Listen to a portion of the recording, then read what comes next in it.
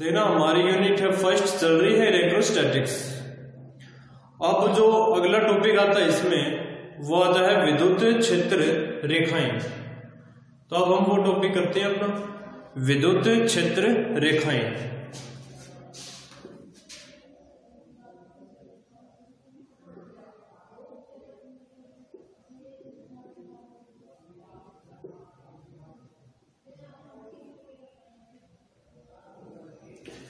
विद्युत क्षेत्र रेखाएं देखना आपने 10th क्लास में पढ़ा था चुंबकीय क्षेत्र रेखाएं। चुंबकीय क्षेत्र रेखाएं देखना क्या होती है चुंबकीय क्षेत्र रेखाएं कि ये इस प्रकार से यह इसका N सिरा और यह S सिरा, यानी कि चुंबकीय क्षेत्र में खींची गई वे काल्पनिक रेखाएं जो चुंबकीय क्षेत्र की दिशा को प्रदर्शित करती है उसको हम बोलते हैं चुंबकीय क्षेत्र रेखाएं, जो N से प्रारंभ होती है और S के ऊपर समाप्त होती है।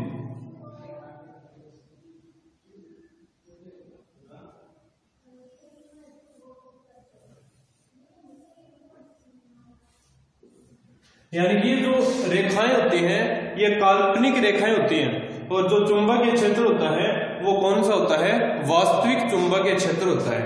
यानी कि वे काल्पनिक रेखाएं जो वास्तविक चुंबकीय क्षेत्र को प्रदर्शित करती हैं क्या कहलाती हैं, चुंबकीय क्षेत्र रेखाएं कहलाती हैं। ये हमने 10th क्लास में पढ़ लिया था। अब जो ये आती है विद्युत क्षेत्र रेखाएं, ये क्या होती हैं, ये भी काल्पनिक होती हैं लेकिन वास्तविक विद्युत क्षेत्र को प्रदर्शित करती हैं।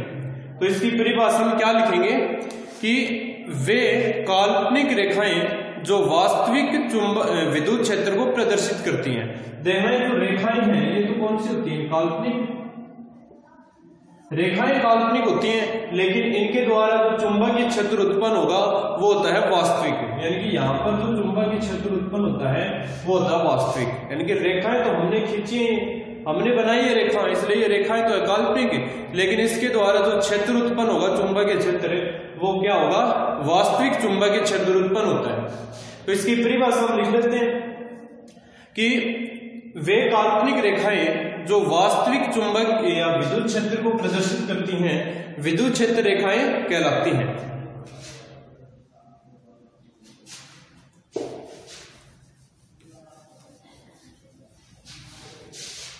क्या लिखेंगे इसकी परिभाषा, वे काल्पनिक रेखाएं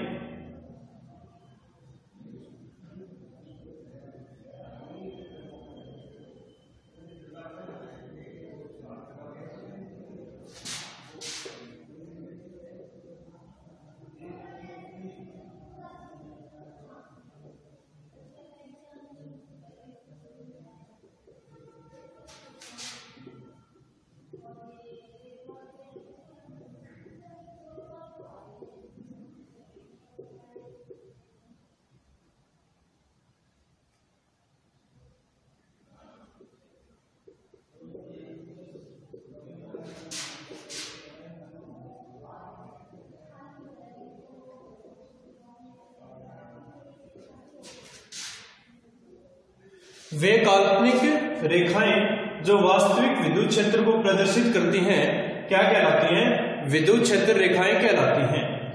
अब देखना दूसरा पॉइंट, देखना ये मैं मान लेते हैं कि ये विद्युत क्षेत्र रेखा है, विद्युत क्षेत्र रेखा है, इसके ऊपर ये है बिंदु 1 लिख देते हैं, ये पॉइंट नंबर 2 है, ये पॉइंट नंबर 3 है और ये पॉइंट नंबर 4 है। ये पॉइंट 1 है, ये पॉइंट 2, 3 और 4। इन बिंदुओं के ऊपर आपको विद्युत क्षेत्र की दिशा बतानी है। तो विद्युत क्षेत्र की दिशा है वो किस प्रकार से बताएंगे, ये जो प्रत्येक बिंदु है इसके ऊपर हम एक स्पर्श रेखा खींच देंगे। जो स्पर्श रेखा है वो किसको बताएगी, विद्युत क्षेत्र की दिशा को बताएगी। यानी कि विद्युत क्षेत्र रेखा के किसी भी बिंदु पर हम स्पर्श रेखा खींच दें तो स्पर्श रेखा विद्युत क्षेत्र की दिशा को बताती है। जैसे कि इसके ऊपर भी विद्युत क्षेत्र की दिशा को बताएगी, इसके ऊपर ये इस प्रकार से स्पर्श रेखा अगर हम खींचेंगे तो विद्युत क्षेत्र की दिशा को बताती है। तो दूसरा पॉइंट हम क्या लिखेंगे कि विद्युत क्षेत्र रेखा के किसी बिंदु पर खींची गई स्पर्श रेखा उस बिंदु पर विद्युत क्षेत्र की दिशा को प्रदर्शित करती है। विद्युत क्षेत्र रेखा के किसी बिंदु पर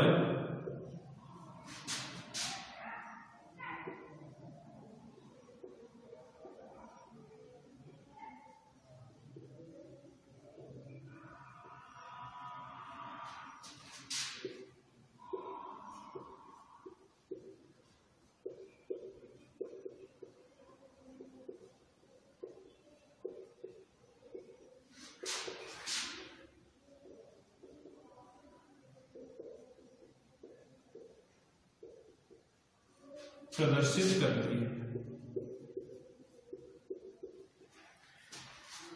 विद्युत क्षेत्र रेखा के किसी बिंदु पर खींची गई स्पर्श रेखा उस बिंदु पर विद्युत क्षेत्र की दिशा को प्रदर्शित करती है। जैसे कि ये कोई विद्युत क्षेत्र की रेखाएं हैं, इसके ऊपर हमने एक पॉइंट नंबर ये एक लिख दिया, यहाँ पर 2 1 3 और 4। अब इस बिंदु के ऊपर हम अगर विद्युत क्षेत्र की दिशा देखनी है तो वहां पर हमें स्पर्श रेखा खींचनी पड़ेगी, और तो स्पर्श रेखा को विद्युत क्षेत्र की दिशा को प्रदर्शित करती है। अब अगला पॉइंट,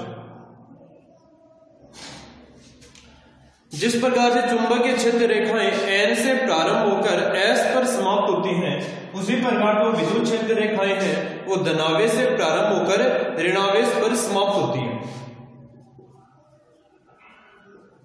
विद्युत क्षेत्र रेखाएं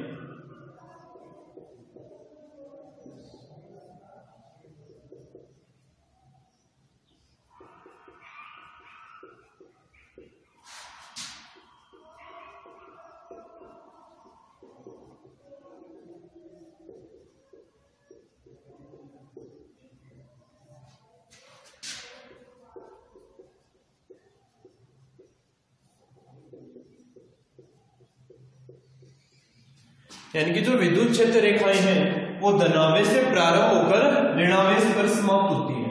यानी कि इस प्रकार से ये धनावेश से प्रारंभ होकर कहाँ खत्म होगी, ऋणावेश के ऊपर समाप्त होती है। इस प्रकार से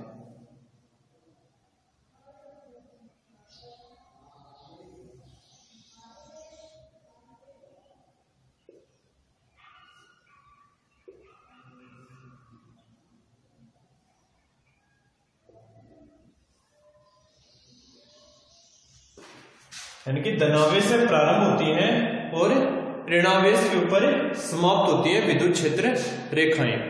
अब देखना अगला पॉइंट,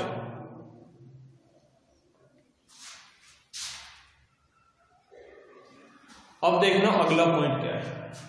जैसे कि यहाँ पर प्लस है, यहाँ पर माइनस, यानी कि धनावेश से प्रारंभ होती है और खत्म कहां पर होती है, ऋणावेश के ऊपर। यदि एकल अपने पास चुंबकीय क्षेत्र आ जाए, यानी कि एकल चुंबक के धनावेश के लिए, जैसे कि ये है सिर्फ एकल धनावेश, तो एकल धनावेश के लिए क्या होगा, विद्युत क्षेत्र रेखा एकल धनावेश से प्रारंभ होकर अनंत तक जाती है।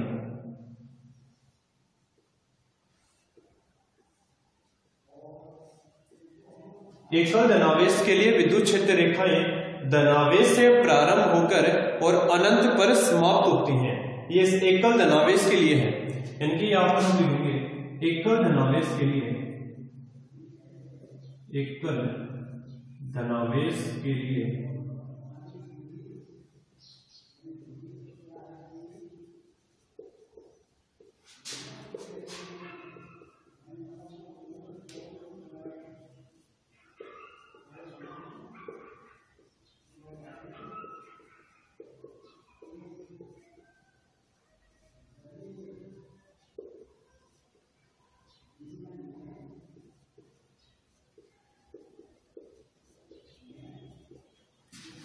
एकल धनावेश के लिए विद्युत क्षेत्र रेखाएं एकल धनावेश से प्रारंभ होकर अनंत तक जाएंगी। जो रेखाएं प्लस से प्रारंभ होगी वो कहां जाएगी, अनंत तक जाएगी। जबकि ऋणावेश के लिए क्या हो जाएगा, ऋणावेश के लिए होगा कि रेखाएं कहां से आएंगी, अनंत से होकर ऋणावेश के ऊपर समाप्त होंगी, यानी कि इस प्रकार से।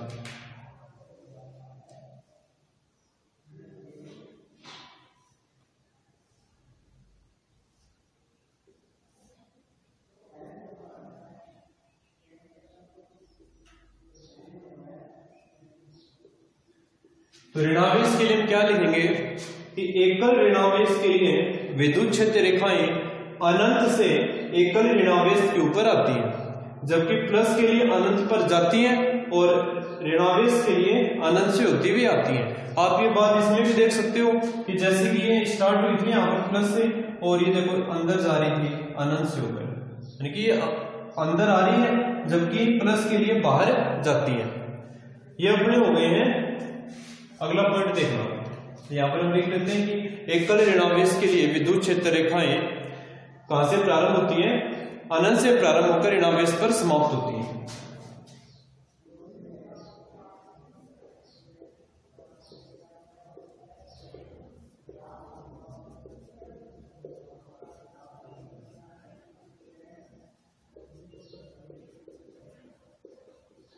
एकल ऋणावेश के लिए विद्युत क्षेत्र रेखाएं अनंत से एकल ऋणावेश पर समाप्त होती है।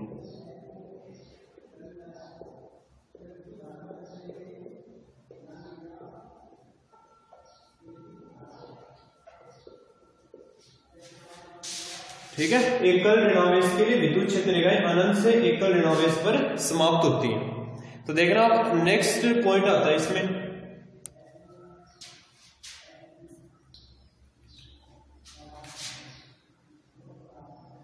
जो अगला पॉइंट आता है वो आता है कि जैसे कि यहां पर भी प्लस है, यहां पर भी क्या है प्लस, यहां पर माइनस है, यहां पर भी क्या है माइनस। तो हमें पता है प्लस प्लस आपस में क्या करते हैं प्रतिकर्षित, और माइनस माइनस भी आपस में क्या करते हैं प्रतिकर्षित करते हैं। तो प्लस प्लस के लिए विद्युत क्षेत्र रेखाएं देखना इस प्रकार से आएंगी।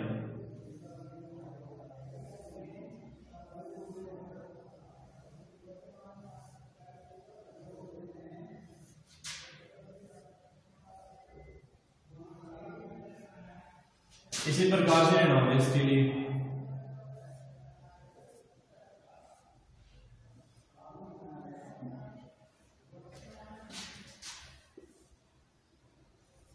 लेकिन इसमें एक बात याद रखनी है कि प्लस के लिए विद्युत क्षेत्र रेखाएं कहां जाती हैं? बाहर की तरफ जाती हैं।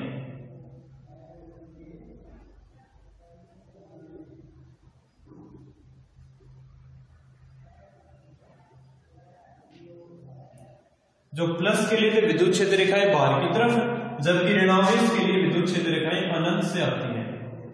यह बात आपको इसमें है वो याद रखनी है। बाकी और वही रहेगा, प्लस प्लस प्रतिकर्षण, माइनस माइनस भी प्रतिकर्षण।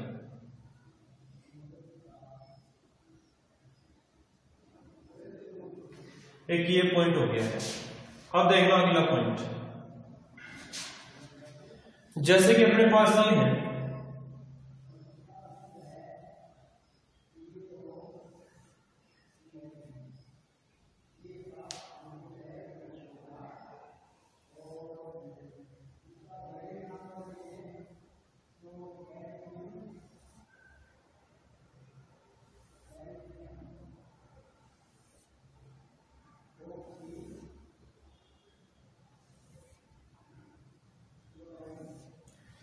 इस प्रकार से है रेखाएं। तो यहां पर आपको एक समान त्रिज्या का एक चाप खींच देना है, वर्ताकार भाग करने हैं समान समान।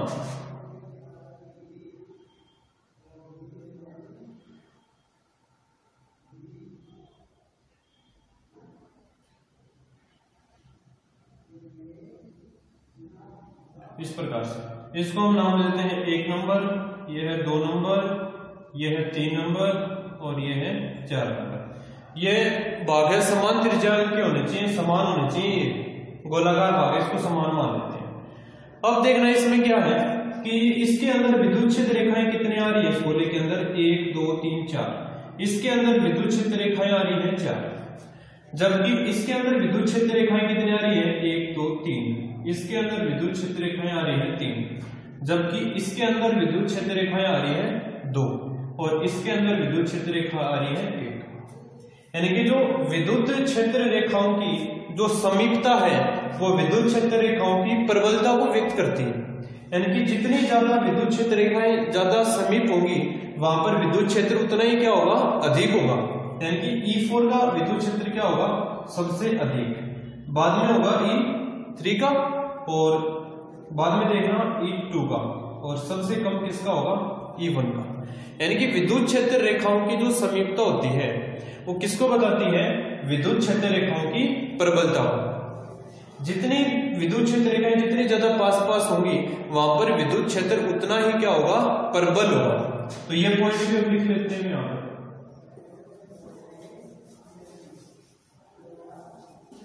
ये पॉइंट भी नोट कर लेते हैं कि विद्युत क्षेत्र रेखाओं की समीपता विद्युत क्षेत्र रेखाओं की प्रबलता को व्यक्त करती है।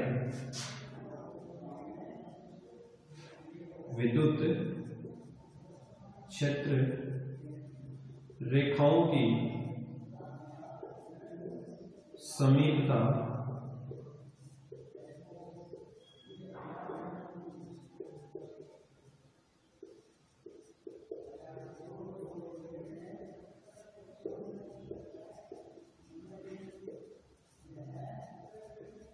व्यक्त करती है।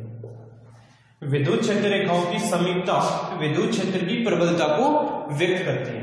यानी कि आप E4 में देख सकते हो, E4 के अंदर जो रेखाएं हैं वो कितनी आ रही है, इसके अंदर 4 रेखाएं आ रही है, जबकि E3 के अंदर यहाँ पर आप देखोगे 1 2 3, यहाँ पर जो विद्युत क्षेत्र है इस गोले के अंदर 3 रेखाएं आ रही है, इसके अंदर सिर्फ एक रेखा, इसके अंदर सिर्फ 2 रेखाएं हैं। यानी कि जिस गोले के अंदर जितनी ज्यादा रेखाएं आएंगी वहां पर विद्युत क्षेत्र उतना ही ज्यादा प्रबल होगा। तो ये बात लिखवाइए कि विद्युत क्षेत्र रेखाओं की समीपता विद्युत क्षेत्र की प्रबलता को व्यक्त करती है या फिर प्रबलता को दर्शाती है। अब आता है अगला पॉइंट, दो विद्युत क्षेत्र रेखाएं इस प्रकार से, एक रेखा ये है, एक रेखा ये है, दो अपने पास विद्युत क्षेत्र रेखाएं हैं। अब देखना, अगर आपको दिशा बतानी हो इन विद्युत क्षेत्र रेखाओं की तो वहां आपको क्या खींचनी है, स्पर्श रेखा खींचनी है। तो इसके ऊपर आप स्पर्श रेखा खींचोगे इस रेखा के लिए तो इसकी विद्युत क्षेत्र की दिशा ये आ गई, और इसके लिए स्पर्श रेखा खींचोगे तो इसकी दिशा ये आ गई है। यानी कि याद रखना है कि आपको विद्युत इसकी देखना 2 दिशाएं हो रही, तो E1 और एक E2, जबकि विद्युत क्षेत्र की 2 दिशा कभी भी संभव होती नहीं है। इसलिए कभी भी 2 विद्युत क्षेत्र रेखाएं आपस में कभी भी प्रतिच्छेद नहीं करती हैं, क्योंकि प्रतिच्छेद करेगी तो वहां पर विद्युत क्षेत्र की 2 दिशा होंगी और 2 दिशा संभव नहीं है। तो अगला पॉइंट यह आएगा कि 2 विद्युत क्षेत्र रेखाएं कभी भी एक दूसरे को नहीं काटती हैं, क्योंकि उनके कटान बिंदु पर विद्युत क्षेत्र की 2 दिशा होंगी जो कि संभव नहीं है। तो अगला पॉइंट हम लिख देते हैं, 2 विद्युत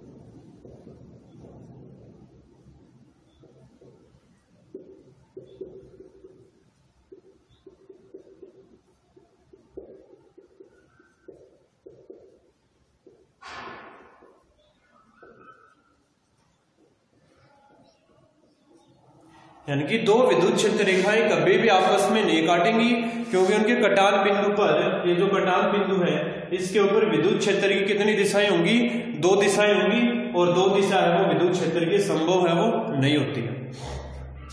अब जो अगला पॉइंट आता है वो देखना कुछ रेखाएं दी हुई आपको,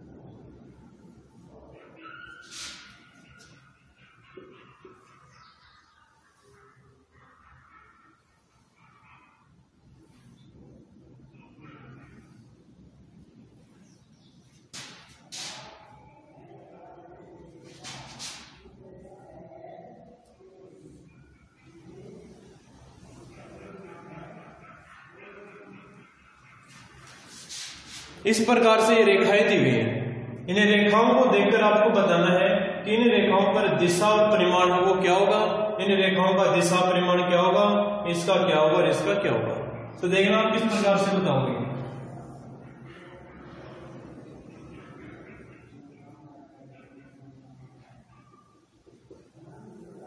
दिशा और परिमाण आपको बताना है। सबसे पहले देखना इस रेखा के लिए देखोगे तो दिशा बताने के लिए वहां पर हम क्या खींचेंगे, स्पर्श रेखा खींचते हैं। तो इसके ऊपर आप स्पर्श रेखा खींचोगे, इसको मान लेते E1, E2, E3 और E4। यानी कि दिशा है वो क्या है, नियत है, एक ही साइड है दिशा इसकी। तो यहां पर हम लिखेंगे दिशा क्या है इसकी, नियत है। ठीक है, दिशा नियत है, दिशा एक साइड है इसकी।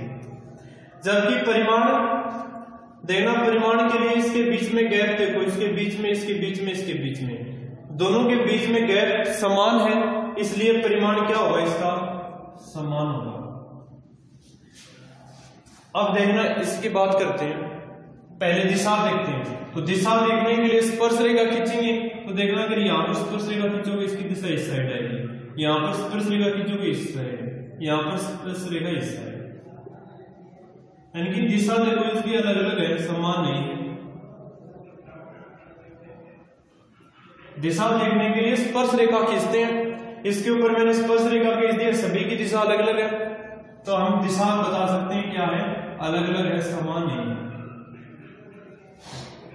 जबकि परिमाण के इनके बीच में गैप है वो क्या है, समान होना चाहिए, उसको बोलते हैं परिमाण। तो इसका परिमाण क्या है, समान है। अब बात कर लेते हैं इसकी। इसमें देखना विद्युत क्षेत्र की दिशा देखोगे, सभी में एक ही साइड है, तो दिशा है इसकी समान। जबकि परिमाण के लिए देखना, इसके बीच में गैप कम है, इसके बीच में ज्यादा है, इसके बीच में कम है, बाद में और ज्यादा है, इसलिए इसका जो परिमाण होगा वो क्या होगा, असमान होगा या फिर अलग अलग होगा। अब बात कर लेते हैं इसकी। इसमें देखना सबसे पहले आप दिशा देखोगे, तो दिशा देखने के लिए स्पर्श रेखा खींचनी है, और स्पर्श रेखा खींचोगे तो सभी की दिशा आपको पता है अलग अलग दिखेगी। तो इसकी दिशा क्या है, अनियत है, नियत नहीं है। और परिमाण भी देख लो, सभी के बीच में गैप समान थोड़ी है, तो परिमाण भी क्या आएगा, अनियत आएगा। ये कुछ रेखाओं के द्वारा बता सकते हो कि किस प्रकार से इसमें परिमाण समान है और दिशा भी है, दिशा और परिमाण दोनों के बारे में बता सकते हो रेखाओं को देखकर। तो ये अपना विद्युत क्षेत्र रेखाओं के गुणधर्म है। इतने गुणधर्म आपको अच्छे से इनको याद करने हैं। आपको रिपीट और करवा देता हूं एक बार। जो अपना पहला गुणधर्म तो क्या था कि विद्युत क्षेत्र रेखाएं वो क्या होती हैं, काल्पनिक होती हैं, लेकिन वास्तविक विद्युत क्षेत्र को प्रदर्शित करती हैं।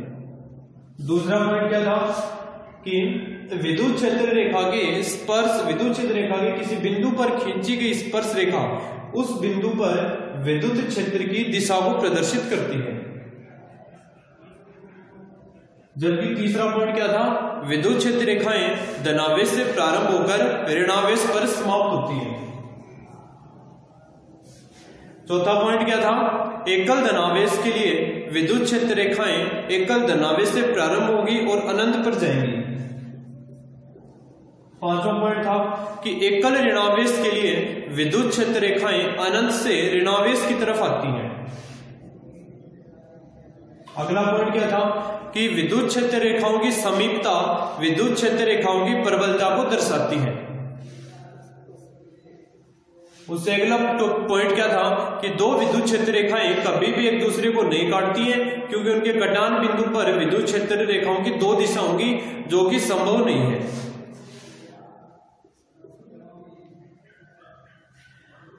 बाद में अगला पॉइंट था कि अगर इस प्रकार से आपको रेखाएं दी हो, अगर दोनों के बीच में गैप अगर समान है तो परिमाण याद रखना उसका समान होगा।